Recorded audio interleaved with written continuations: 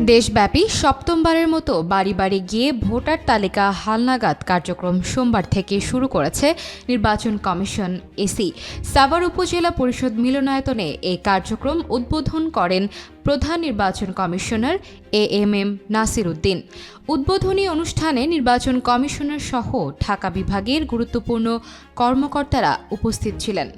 ইসির জনসংযোগ পরিচালক মোহাম্মদ শরীফুল আলম জানিয়েছেন, এ বছরের ভোটার তালিকা হালনাগাদ কার্যক্রমে 1.52% নাগরিককে তালিকায় যুক্ত করার লক্ষ্যমাত্রা নির্ধারণ করা হয়েছে। এই কার্যক্রমে নিয়োজিত থাকবে 65,000-এর বেশি লোকবল। বাড়ি বাড়ি গিয়ে তথ্য সংগ্রহ শেষে আগামী 5 ফেব্রুয়ারি থেকে ভোটারদের ছবি তোলার কাজ শুরু হবে এবং এটি চলবে 11 এপ্রিল পর্যন্ত।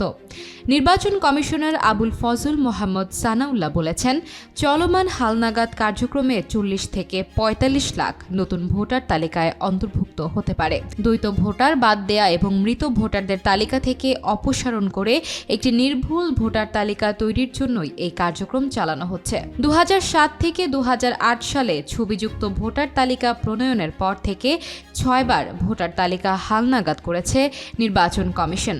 সর্বশেষ 2022-23 সালে এই কার্যক্রম পরিচালিত হয়।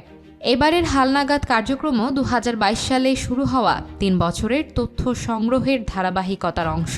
সিইসি এএমএম নাসির উদ্দিন জানিয়েছেন, পুরো নিবন্ধন প্রক্রিয়া আগামী 6 মাসের মধ্যে সম্পন্ন করার লক্ষ্য রয়েছে। হালনাগাদ শেষে মার্চে প্রায় 18 লাখ নতুন ভোটার অন্তর্ভুক্ত হবে বলে আশা করা হচ্ছে।